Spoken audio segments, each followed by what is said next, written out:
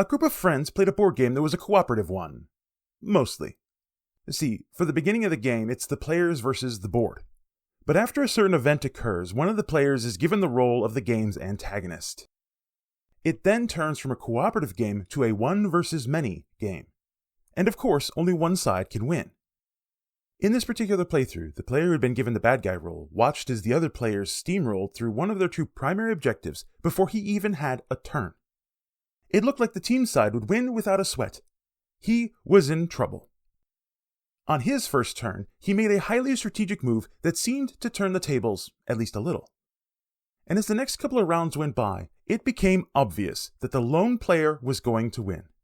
Player after player on the team's side fell to his overwhelming power. It appeared that he had snatched victory from the jaws of defeat. With the routing of his opponents nearly complete, it came around to his turn again. Cackling at his upcoming victory, the guy moved his piece to the character space for the final team member standing. It was a sure thing, a done deal, that he was going to win with this last roll and defeat the final opponent. No doubt at all in anyone's mind. But then, the lone man looked down at one of the items he'd picked up along the way. This item had a chance to increase his might even more than it already was. Now, he didn't need the extra might. Victory was already assured. But he wanted to rub it in. See, there's a downside to using this item. There was a 20% chance that if he rolled poorly, his character would automatically die, outside of the typical methods of character elimination. He looked at the odds and laughed in their face. He went for the roll anyway. I shook my head at this player. Why would he purposefully do something so detrimental just to make victory even more impressive? Especially when victory had seemed impossible for him to begin with. And now all he had to do was mop up the remnants of the opposition. Why should he trouble himself with this ridiculous strategy? His actions could snatch defeat from the jaws of victory. I'm going to leave us in this strange place of limbo concerning this story, because the man's strange action greatly illustrates the actions of Saul in this sermon from 1 Samuel chapter 14, verses 24 to 52. Remember, during the last couple of sermons in our series, A Song of Failures and Hope, we witnessed the Israelites in what seemed like a terrible situation. The Philistines appeared to be quite powerful, and everything this enemy army did made the Israelites feel like insignificant losers. Neither side had barely done anything at all in this war, and the Philistines were already at a huge lead to win. But then Jonathan stepped up with only his God, his armor-bearer, and a statement of maybe. And because of that, God led the Israelites to victory as the rest of the army finally followed in the prince's wake. But that wasn't the complete picture of that battle's story. In order for God's people to learn from these events, the author had to rewind from the routing of the Philistines, back to the middle of the action, but zoomed in again on Jonathan.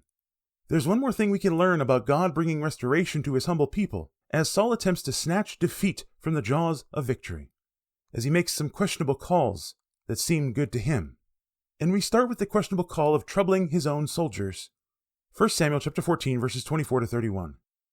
And the men of Israel had been hard pressed that day. So Saul laid an oath on the people, saying, Cursed be the man who eats food until it is evening, and I am avenged of my enemies.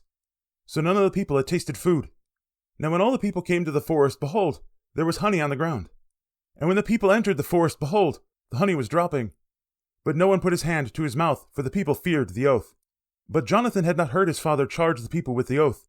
So he put out the tip of the staff that was in his hand, and dipped it into the honeycomb, and put his hand to his mouth, and his eyes became bright. Then one of the people said, Your father strictly charged the people with an oath, saying, Cursed be the man who eats food this day. And the people were faint. Then Jonathan said, My father has troubled the land. See how my eyes have become bright because I tasted a little of this honey? How much better if the people had eaten freely today of the spoil of their enemies that they found. For now the defeat of the Philistines has not been great. They struck down the Philistines that day from Michmash to Aijalon, and the people were very faint. Verse 24 starts off with a phrasing that doesn't seem to make much sense unless you understand the situation. It begins by saying that the people of Israel had been hard-pressed. It's the same terminology used for the previous description of the battle. Only there it had been the Philistines who had been pressing in hard on the Israelites. Here, the text shows that the Israelite king himself is adding pressure to his people. Israel was hard-pressed, so Saul pressed them harder. He forced an oath on his soldiers. He laid a curse upon any warrior who ate anything until evening and the routing had been complete. He didn't want a single Philistine to be left standing and the sun to go down before the army could have any food at all. And it would be under punishment of death. It didn't matter if their blood sugar took a nosedive or if they got hangry. Nobody's getting their Snickers bar until this victory is totally complete. And if we notice the words used at the end of Saul's statement, we might begin to see what the problem is here. See, he doesn't say that the men can't eat until God's enemy is defeated. He doesn't say until the Philistines are routed. No, he says until I am avenged of my enemies. This isn't a godly king acting in humility to perform the will of his deity. No, this is a tyrant inflicting his will upon others. Another moment of foolishness from Saul's deeds. Yet none dared counter the king's decree. Apparently the Israelites can obey, at least for a day. And so none of the army ate anything that day. But as the day dragged on, and the fighting sapped their strength, the troops who joined Jonathan came upon a forest, one dripping with honey. It was like a candy forest in the face of starving men. Temptation to oppose Saul's ridiculous decree surrounded them, and uncharacteristically for the Israelites, they kept to the command. With the men's stomachs growling, Jonathan, who had been fighting his two-man alpha strike and thus had not heard his father's foolish decree, took this as a sign of God's blessing. A good bit of food on the run that would be a great pick-me-up. He dipped the end of his staff in among the bees, waited for them to go back to the hive, and then took a good taste. It was like the most amazing feast he'd ever eaten. It was exactly what was called for, and helped him greatly for the next skirmish of the battle. But just then, after he had tasted it, one of the brave warriors approached their heroic general and told him about the oath and the curse. Hungry yet fearful eyes searched for anyone who witnessed this infraction, but none other took a single taste. At this reproach, Jonathan shook his head because of Saul's troublesome command, and he called it out among his men. He said that his father troubles the people. The word here has the idea of a person's negative action bringing a harmful influence on others, like something that you do causing someone else to become a pariah. What Jonathan's saying is that his father had brought a foolish reproach upon the people. If Saul hadn't forced this charge upon the troops, imagine how much greater this routing could have been. But because of this oath, the warriors are tired and hungry. I mean, think about it. A single taste of honey had recharged the energy levels of the guy who started this battle quite some time before the rest of the troops joined him. Imagine how much better it would have been if all of them could have had a couple of snack breaks. And as if to prove Jonathan's point, the author reiterates in verse 31 that the people were very faint from their forced fasting. Yes, there was victory as the sun went down, and the Philistines were defeated, though not entirely obliterated. But the soldiers were ravenous by the time the sun went down. Because of this troublesome tyranny, the people act as rashly as their king. His questionable call leads to one of their own. 1 Samuel chapter 14, verses 32 to 35. The people pounced on the spoil and took sheep and oxen and calves and slaughtered them on the ground. And the people ate them with the blood. Then they told Saul, "Behold, the people are sinning against the Lord by eating with the blood." And he said, "You have dealt treacherously. Roll a great stone to me here." And Saul said, "Disperse yourselves among the people and say to them, Let every man bring his ox or his sheep and slaughter them here and eat, and do not sin against the Lord by eating with the blood." So every one of the people brought his ox with him that night, and they slaughtered them there. And Saul built an altar to the Lord. It was the first altar that he built to the Lord. Famished, the troops want food in their bellies, now. But the problem when you have to slaughter the animal before you can cook it, is that it takes a lot of time to get the food ready. Even more when the Israelites had long been commanded by God to drain the blood from all the meat. The life is in the blood, and the life belongs to the life giver, God. You don't take what's God's. This treatment for meat had been in the law from the time that God had chosen them as his special people a few hundred years previous to this event. But because of their forced fast, the ravenous people pounced on the food as quickly as they could. Draining blood took too long. Who cares if it's not done the right way? We need it now. I want to take a moment to point out something important here. The people are acting exactly as their king did not that long ago. Remember, in the previous chapter of the book, which likely wasn't more than a few weeks before this event, possibly days, Saul had been hard-pressed with the Philistines surrounding. He had needed something to happen, and he needed it right now. On account of that, he performed an action that went against the direct command of God. He basically said, "Who cares if it's not done the right way? I need it right now." As goes a people's leader, so too do they go. The Israelite army was basically doing the exact same thing that Saul had done. The thing that got his dynasty torn down by God. He tried to perform an ungodly act by claiming that the circumstances made him do it that way. It had to be. And now those whom he led were doing the same thing. This shows us the importance of having good and godly leaders, because people who see their leaders sin will soon follow suit. The blame's not entirely on Saul, though. The people had free will. Sure, his example was easy to follow, and his troublesome oath created the situation that they'd gotten into, but the people still had the freedom to act in God's way. They could have continued that trend of obeying commands, yet they acted in a manner that seemed good to them at the time. Again, exactly as Saul had done, enforcing the oath on them. And exactly as anyone who sees someone else sin in the exact same manner that they do, Saul got harsh on the people. His desires might have been good, but it looks to me like he's trying to overcorrect his own faults while correcting the people. I say it this way because of the king's words in verse 33. You have dealt treacherously. Saul doesn't accept any of the blame for hard-pressing the people to starvation while they fought for their lives. To him, in his eyes, this was entirely the people's fault. He lays the blame wholly on them. Sure, he attempts to correct the situation by having a slaughtering stone set and an altar built to sacrifice for their sin, but it's because of his questionable call that they made one of their own. And this correction of the people does nothing to correct Saul's problems. Once that crisis was averted, the king returned to make another questionable call. And this time, the defeat nearly cost him Israel's deliverer. 1 Samuel chapter 14, verses 36 to 46. Then Saul said, Let us go down after the Philistines by night and plunder them until the morning light. Let us not leave a man of them. And they said, Do whatever seems good to you. But the priest said, Let us draw near to God here. And Saul inquired of God, Shall I go down after the Philistines? Will you give them into the hand of Israel? But he did not answer him that day. And Saul said, Come here, all of you leaders of the people, and know and see this sin has arisen today. For as the Lord lives, who saves Israel, though it be in Jonathan my son, he shall surely die. But there was not a man among all the people who answered him. He said to all Israel, You shall be on one side, and I and Jonathan my son will be on another side. And the people said to Saul, Do what seems good to you. Therefore Saul said, O Lord God of Israel, why have you not answered your servant this day? If this guilt is in me or in Jonathan my son, O Lord God of Israel, give Urim. If this guilt is in your people Israel, give Thummim. And Jonathan and Saul were taken, but the people escaped. Then Saul said, Cast the lot between me and my son Jonathan. And Jonathan was taken. Then Saul said to Jonathan, Tell me what you have done.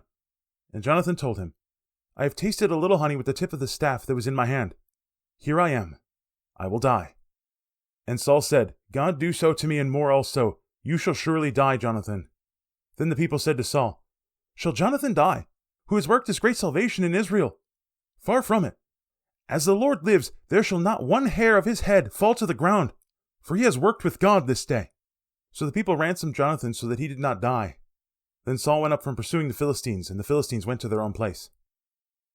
Saul's first oath of finishing off the Philistines didn't work the way he wanted it to.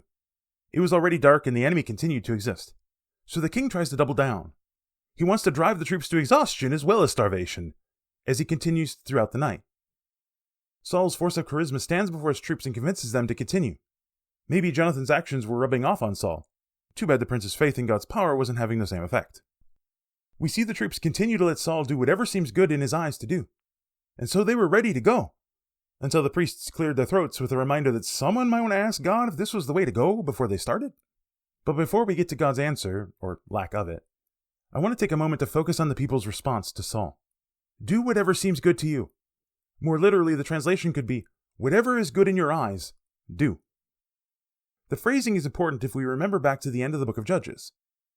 There was a refrain in that book of Israel's history immediately preceding the events of the book of Samuel. That refrain was, In those days there was no king in Israel. Everyone did what was good in his eyes. And it's with very similar terminology we see here in 1 Samuel chapter 14, verse 36, and again in verse 40. I believe that the author's choice of words right here is a way of reminding us of what terrible issues happen when Israel refuses God as their king, and when the human king has been rejected by God. It's what happens when there is no king in Israel. Everyone does what is good in their own eyes, whatever seems good to them at the time. Saul did what was good in his eyes, and cursed the people to an oath of starvation, all for selfishly personal vengeance. Then the troops did what was good in their eyes, and sinned by eating the blood of their food, which had to be repented of.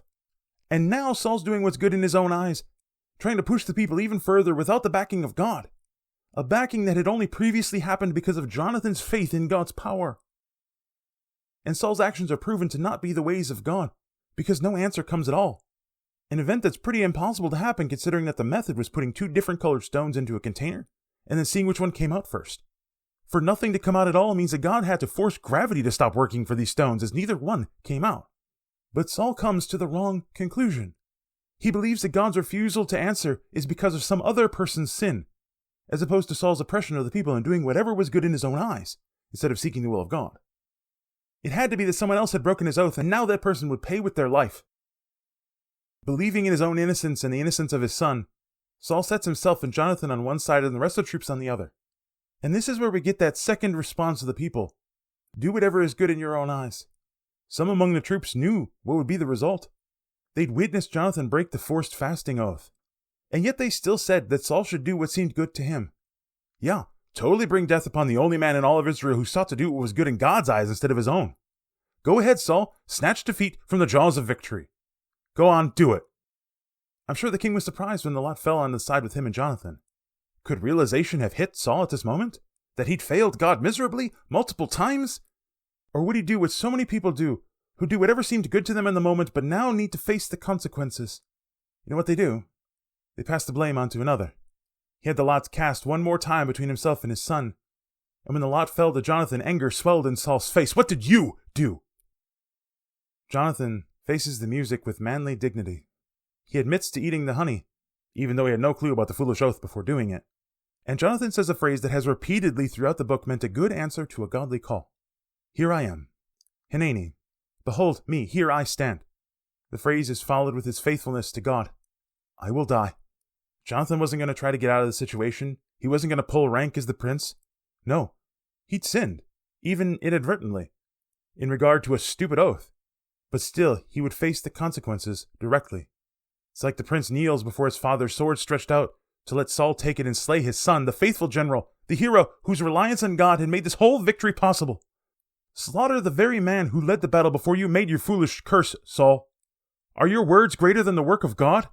Was it truly your vengeance that was important here, or was it God who provided that victory? Saul takes up the sword, ready to run his son through. But the people stop him. They cry out in protest. Finally, they don't allow Saul to do whatever seemed good to him. They finally became the sensible ones in the situation, and they ransomed their deliverer from certain death, all because they realized that Jonathan had been working alongside God, and so Jonathan is allowed to live. It was nearly defeat, when victory had seemed so certain, but in the end victory did come, and God continued to allow the number of victories throughout the reign of Saul, even as God readied himself for the coming king after his own heart. The rest of the chapter, verses 47 to 52, show many of Saul's victories despite his failure as God's chosen king. 1 Samuel chapter 14, verses 47 to 52. When Saul had taken the kingship over Israel, he fought against all his enemies on every side, against Moab, against the Ammonites, against Edom, against the kings of Zobah, and against the Philistines. Wherever he turned, he routed them, and he did valiantly and struck the Amalekites and delivered Israel out of the hands of those who plundered them. Now the sons of Saul were Jonathan, Ishvi, and Melchishua, and the names of his 2 daughters were these. The name of the firstborn was Merab, and the name of the younger Michal. And the name of Saul's wife was Ahinoam, daughter of Ahimaaz. And the name of the commander of his army was Abner, the son of Ner, Saul's uncle. Kish was the father of Saul, and Ner, the father of Abner, was the son of Abiel. There was hard fighting against the Philistines all the days of Saul. And when Saul saw any strong man or valiant man, he attached him to himself.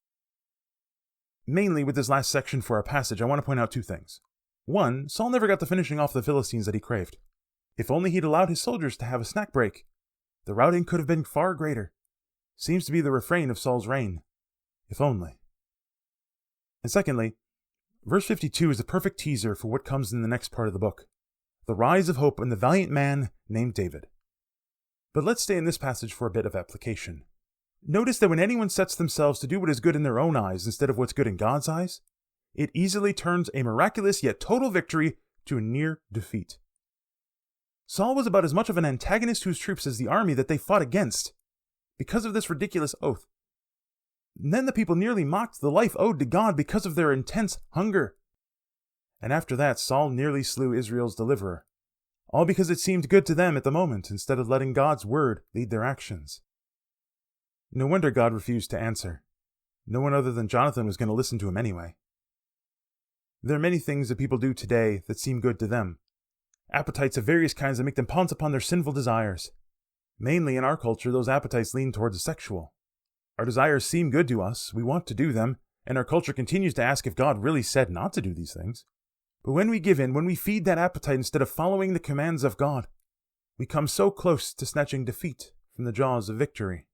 Sure, it might not always spell utter failure, like how Saul was shown to have many other battle victories after this one, or how the player from my introduction did finally win the game despite the stupid decision to roll. But notice how these actions that seemed good to them, even though they weren't really good choices, have skewed the stories to remember their stupidity. Instead of focusing on all the many victories, we see these couple of failures of Saul time and again. We see songs of failure instead of the hope of God's deliverance. As a matter of fact, the only person in the story who was delivered was Jonathan, the one who did what seemed good to him until he realized the problem and then faced the consequences with valiant humility. We're not expected to be perfect. That's the whole reason why we need the perfect sacrifice of Jesus. But we are expected to embrace God's restoration, to let His King lead us to that perfect hope. And that will only happen when we stop looking at what seems good to us, and instead seek what is good to our God, our Savior, and our King.